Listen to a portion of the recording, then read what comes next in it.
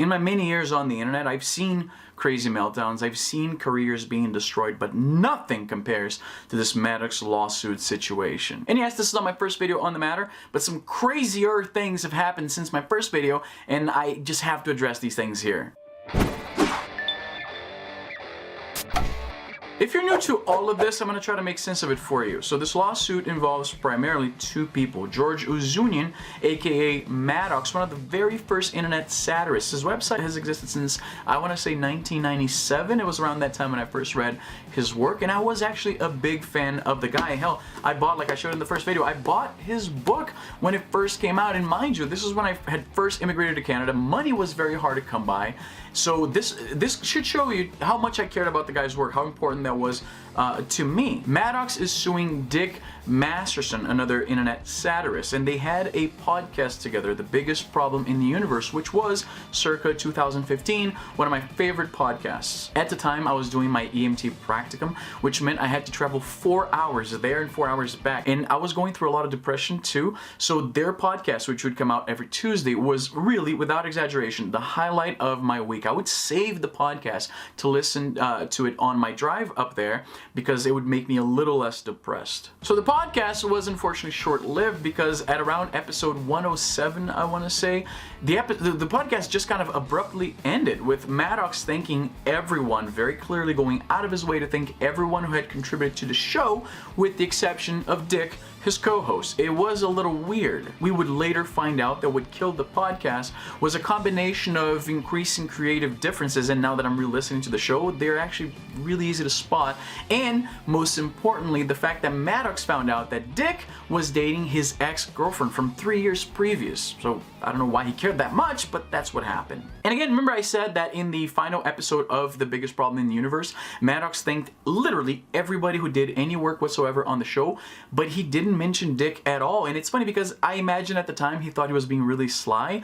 He didn't know, I guess he couldn't have known, that that would eventually be his undoing. When anything ends that abruptly, of course, there's a lot of speculation, a lot of controversy, and what we heard from both hosts is that, well, from Dick's side, it was creative differences. And again, like I said, if you re-listen to the show today like I'm doing, it's very obvious that that really was going on. It was eroding the chemistry between the two hosts. And Maddox, on the other hand, he wasn't publicly saying much about it, but he was contacting some fans privately saying that, or rather implying that Dick had done something horrible. So horrible, in fact, that he wouldn't dare say it because that could ruin Dick's personal and professional reputation, something that actually became a bit of a meme in the Dick Show community. Dick Show, of course, is Dick's new podcast. So people started favoring Dick over Maddox because, well, Dick was being more candid, whereas Maddox was kind of implying things and not coming right out and saying what had happened. So eventually, I guess Maddox got fed up with people taking Dick's side, and he released a video, which is now unlisted on his channel, where he accused Dick of a lot of things, including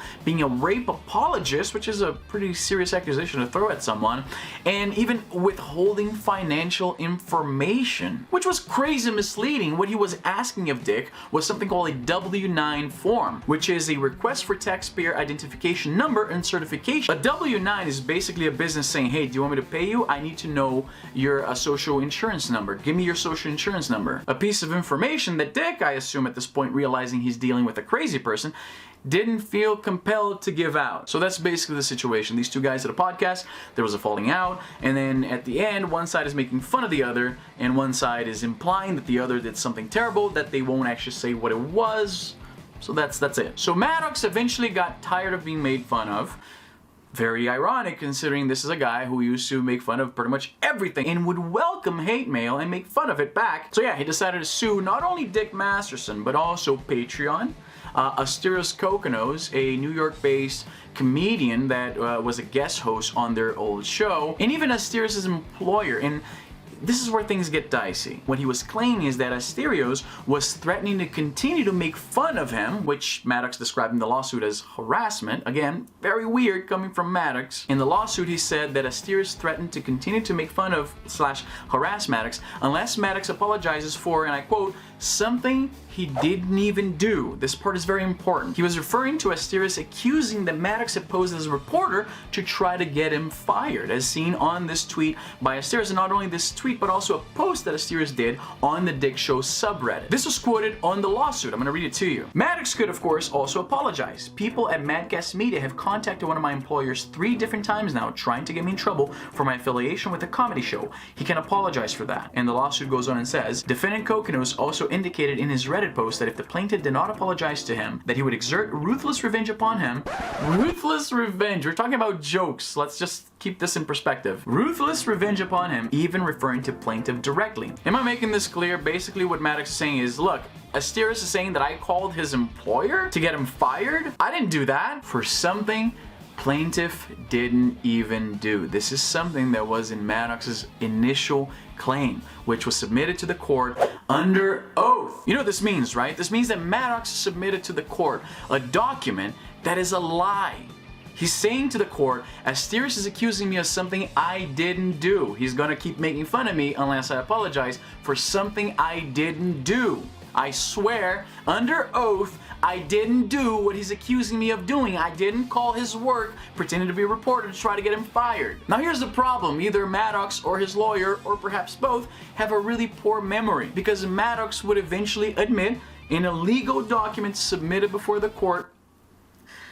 Oh my God. Maddox would eventually admit, again, in an official legal document submitted to the court, that he was indeed posing as a reporter while contacting Asterios' workplace, which he said under oath was a lie told by Asterios. Remember? Asterios wants me to apologize for something I didn't do. Oh, by the way, I actually did do that. So not only did Maddox commit perjury in the initial claim, he could also be liable for criminal impersonation. Like I said in the beginning, I've seen careers come crashing down because somebody who's famous on the internet did something stupid, but this is something else. This is somebody suing someone else for being made fun of the internet when his whole persona relies on making fun of people on the internet. But okay, let's just set this aside for a second. And when we dig a little bit deeper, it seems like the guy even committed perjury in his initial claim. Here's the messed up part. Maddox was concerned with being made fun of on the internet. In order to fix that, he went and lied to court. That's like if a fly landed on your head,